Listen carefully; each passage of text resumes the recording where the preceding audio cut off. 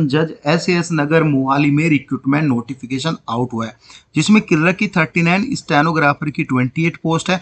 और इस वीडियो में हम डिटेल्ड में पॉइंट टू पॉइंट डिस्कस करेंगे कि कैसे आपको ये फॉर्म फिल करना है और कैसे आपको एज का रिलैक्सेशन लेना है, क्या क्या सपोर्टिंग डॉक्यूमेंट्स आपको भेजने हैं, सभी चीज़ों पर हम A to Z डिस्कस करेंगे।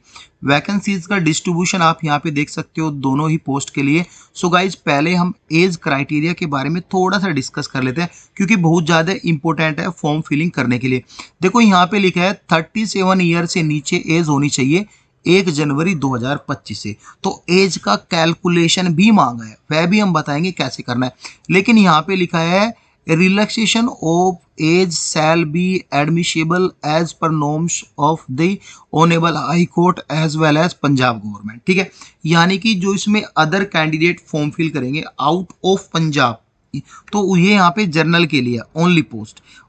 जो एज का रिलैक्सेशन मिलेगा वह ओनली पंजाब में जो रहता है, पंजाब गवर्नमेंट की तरफ से मिलेगा, जो भी पंजाब स्टेट का रहने वाला है।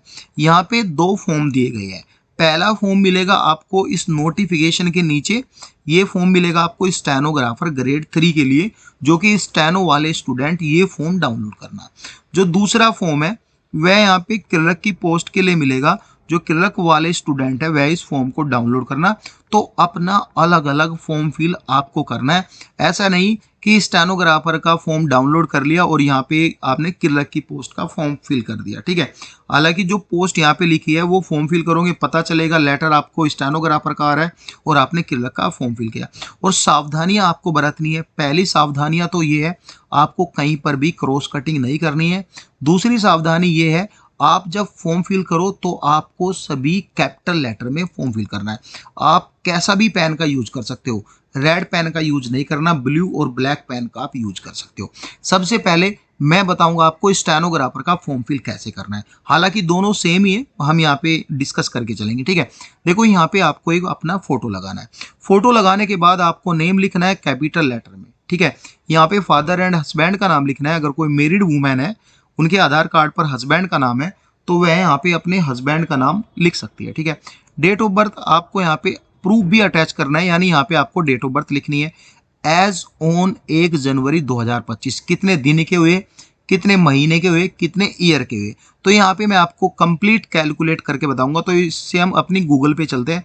यहाँ पे मैंने गूगल ओपन किया हुआ है, तो गूगल पे हम सेलेक्ट करते हैं, यहाँ पे टाइप करते हैं एज कैलकुलेटर। सबसे पहले यहाँ पे तो यहाँ पे आपको क्लिक करना है। क्लिक करने के बाद ये जो वेबसाइट है इस पर आपको क्लिक करना है। क्लिक करने के बाद यहाँ पे मेरा थोड़ा इंटरनेट स्लो है, तो यहाँ पे देखो डेट ऑफ बर्थ लिखे, आपको अपनी डेट ऑफ बर्थ लिखनी है। जैसे मैं अपनी date of birth as per example ले लेता हूँ। मेरी यहाँ पे जनवरी कुछ भी 10 जनवरी मैं 2000 की मेरी DOB सपोज करो। यहाँ पे लिखा है एज ऑफ द डेट, यानी किस डेट से आपको काउंट करना है। नोटिफिकेशन में क्या लिखा 1 जनवरी 2025। तो यहाँ पे जनवरी, यहाँ पे फर्स्ट आपको सेलेक्ट करना है और यहाँ पे 2025 रहने देना है। तो यहाँ पे आपको क्लिक करना है एज कैलकुलेटर पे। क्लिक करने के बाद यहाँ पे देखो ये पूरी हिस्ट्री आ गई इनकी। 24 साल का आप हुए, 11 महीने और 22 दिन। तो आपको सेम यहाँ पे लिखना है कितने दिन, 22 दिन के हो गए, यहाँ पे 11 महीने, फिर यहाँ पे 24 साल। तो ऐसे आपको लिखना है। ठीक है, अब आप किस कैटेगरी से बिलोंग करते हो। जनरल कैटेगरी है तो वह जनरल लिखना है, और OBC ST कैटेगरी है तो वह लिखना है। लेकिन हाँ, आपको प्रूफ भी देना है। सपोज करो आप SC से फॉर्म फिल कर रहे हो तो आपको प्रूफ भी देना है। यहाँ पे लिखा है attach proof for reserve category, SC वाला प्रूफ भी देना है। यहाँ पे स्टेट गवर्नमेंट का प्रूफ देना है। नेशनलिटी आप इंडिया से फॉर्म फिल कर रहे हो तो इंडिया ऑब्वियसली यहाँ फिल करोगे। कॉरेस्पोंडेंस एड्रेस, तो यहाँ पे आपको अपने घर का एड्रेस भरना है, चाहे आप कहीं पर रेंट पे रह रहे हो, कहीं पर जॉब कर रहे हो, मैटर नहीं करता, आपको ये अपना फॉर्म फिल करना है। कॉन्टैक्ट नंबर सही भरना है, ईमेल ID सही भरना है। और यहाँ पे लिख रहा है वेदर एनी FIR, कोई क्रिमिनल केस पेंडिंग है। कोई भी क्रिमिनल केस पेंडिंग नहीं, तो यहाँ पे येस और नो करना है तो बताना है, नहीं तो आपको नहीं करना है तो आपको प्रूफ भी देना है। ठीक है, यहाँ पे नो करना है आपको। ठीक है, यहाँ पे लिखा वेदर पास मैट्रिकुलेशन एग्जामिनेशन पंजाब, अगर आपने 10वीं पंजाब एज ए सब्जेक्ट पास किए तो यहाँ पे आपको यस करना है। लिखा है क्या आपने 10वीं जो है पंजाब के एक सब्जेक्ट से पास की है, वो इसका मतलब यहाँ पे यस करना है। अब आता है एजुकेशन क्वालिफिकेशन पे।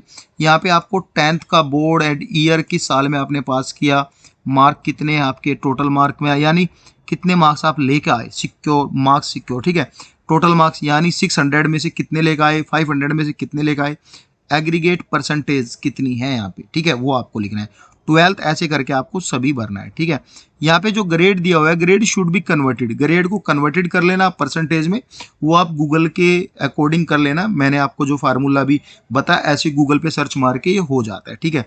अब यहाँ पे कोई भी एक्सपीरियंस है जुडिशियल डिपार्टमेंट का, कोर्ट का, तो यहाँ पे भरना है name of the session division, किस पोस्ट, कौन सी पोस्ट आप होल्ड कर रहे हो, पीरियड सर्विस क्या है, फॉर्म है फॉर्म, वो आपको भरना है, ठीक है।